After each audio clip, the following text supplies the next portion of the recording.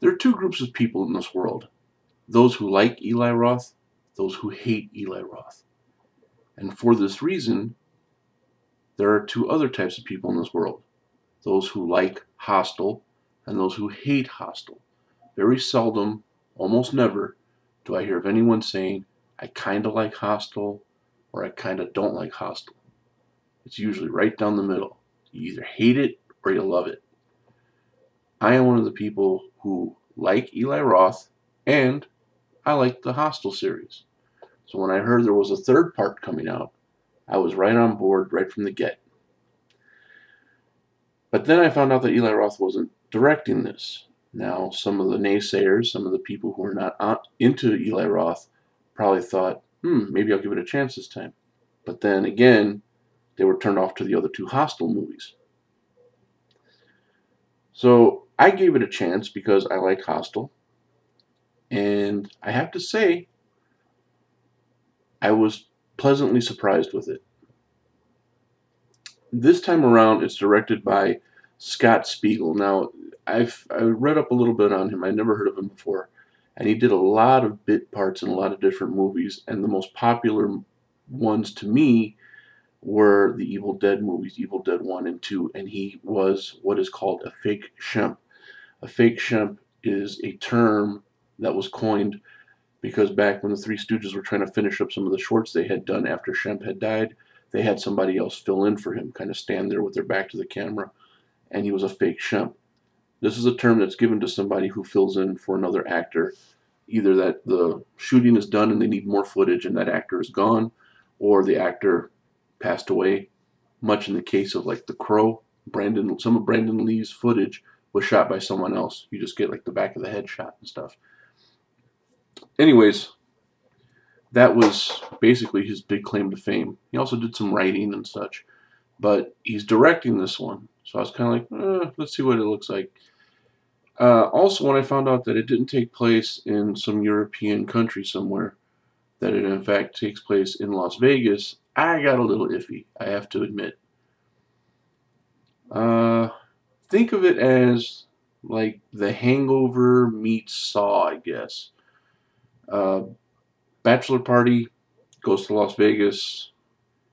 One by one, people start, they get kidnapped, they get taken away. All the horrible stuff ensues. But the twist here is that in these first two movies, you have this secret club, the Elite Hunting Club, and people pay big money for the privilege to do what they want to someone. And it's usually murdering them in some heinous way. But in this one, it's a group of people who are also part of the Elite Hunting Club, but this time everybody gets to witness this person being executed, and they take bets. They take bets on how long it takes for them to die. They take bets on how long it'll be before they, try to talk their way out of being killed.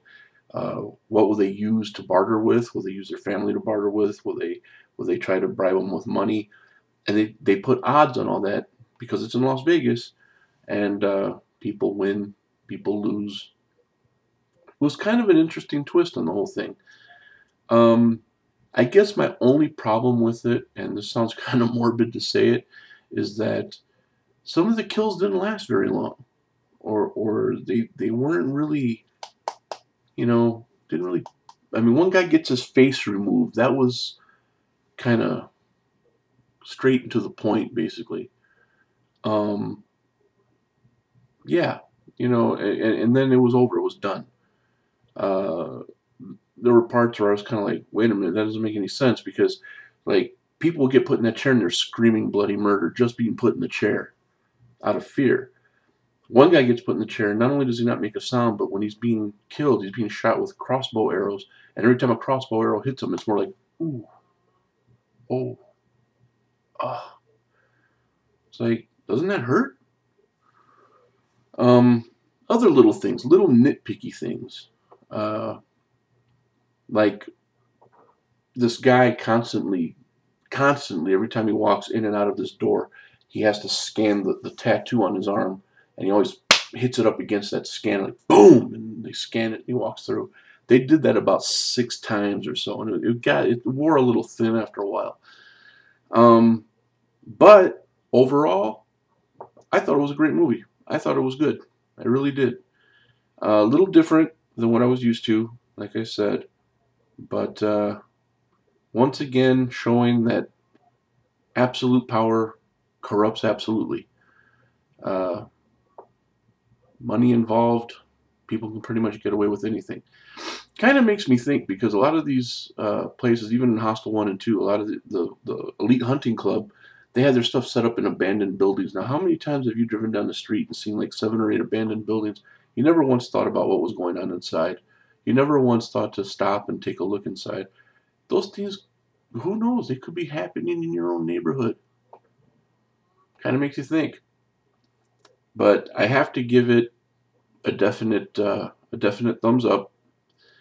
And instead of a thumbs up, let me go out of 2011 with a new rating system that I want to try. Now, you've heard me in the past talk about movies, and I would say that I would own the movie.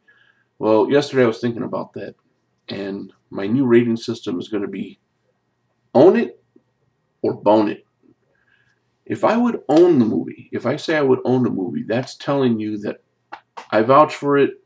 I think it's worth a watch. Definitely check it out. If I say bone it, it's not necessarily saying don't see it, but don't come to me if it sucks, because I can't vouch for it. If I think it's bad, then I wouldn't own it. I would never put money on it to buy it. Hostel 3, definite own it. I would definitely add this to my collection. Not even because I'm a completist, because I have Hostel 1 and 2, and I would love to have Hostel 3 right next to it, but I actually thought it was a genuinely good effort on Mr. Spiegel's part. So good for him. Eli Roth is a producer in the movie. He does have a little hand in it, but he's not the director this time around. So, long and short of it, give it a shot.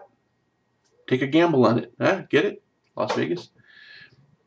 Well, 2011 is coming to a close, guys. Few more hours left. It's 8:23 a.m. So, at midnight, it's all over. 2012 comes in. And I hope to have one more video loaded up by then. And then tomorrow, have a new video put up. And today is also going to be the last time you'll see this area behind me. I've been working on my video area that I'm going to be using, my studio, if you will. So I hope you like the new digs. You know, it's just something I'm putting together, someplace I can feel comfortable being myself and speaking the way I want to.